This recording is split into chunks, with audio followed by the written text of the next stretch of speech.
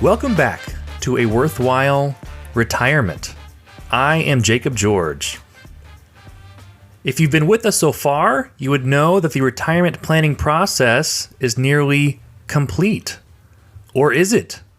We will soon find out.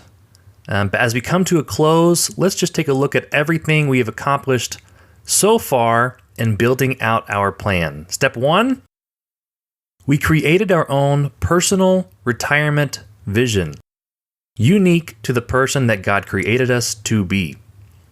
Step 2, we estimated how much that vision would cost on a regular basis. Step 3, we factored in any guaranteed income sources, like pensions or Social Security.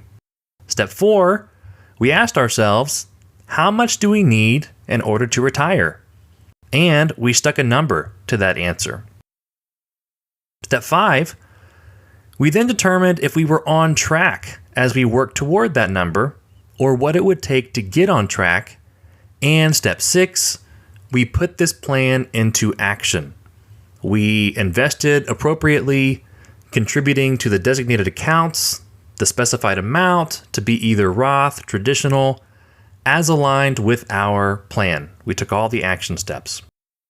It certainly seems like everything has been taken care of, but we're not finished. And in fact, we never are. Because our retirement plan is not a static document that you create and then you're done with it. But our retirement plan is something that we keep with us as we walk through life. And as things change, so will the plan. And so the final step in the retirement planning process is monitoring and updating the plan. That's step 7. And I think there are some factors that make it obvious why you would want to do this continually. For one thing, your plan probably has baked in changes over time that it tells you maybe which years that you're performing Roth conversions or not, how your portfolio allocation might change over time, things like that.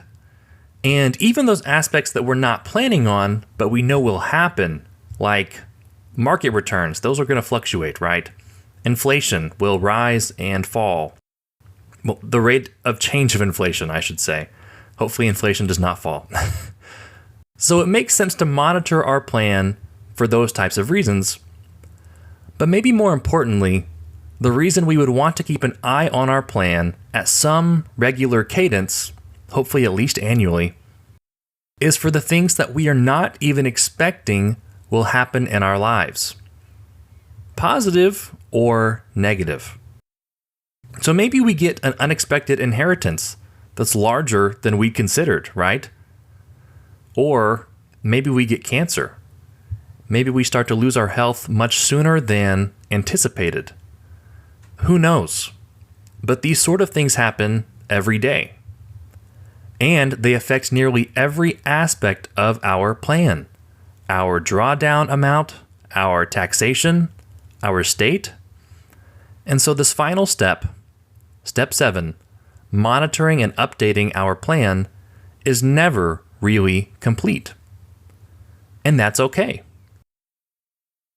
I think for me, it can be tempting to find some sense of security or stability in our retirement plan. But really, until we relinquish control that this thing may not at all go like we think it will, and be okay with that, the confidence that our retirement plan can bring us would only be temporary.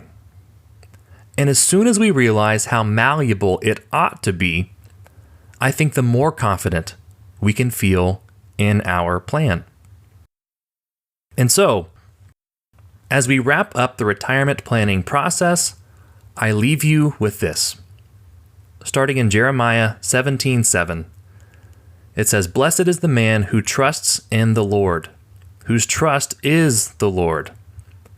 He is like a tree planted by water that sends out its roots by the stream, and does not fear when heat comes, for its leaves remain green, and is not anxious in the year of drought, for it does not cease to bear fruit.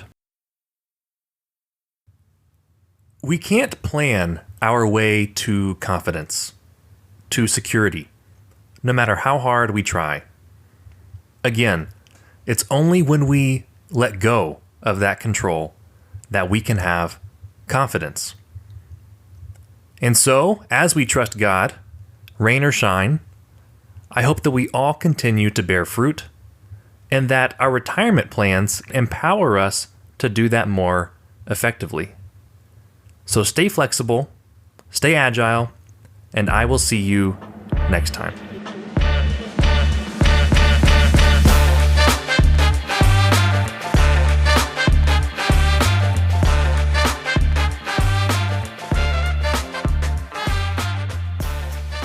Remember to keep in mind that while I am a financial advisor, I am likely not your financial advisor. And even if I am, please remember that the information on this podcast is general in nature, not intended to be taken as specific investment advice for your particular situation. Please consult somebody who knows your situation before making changes to your plan based on something that you might hear on the internet.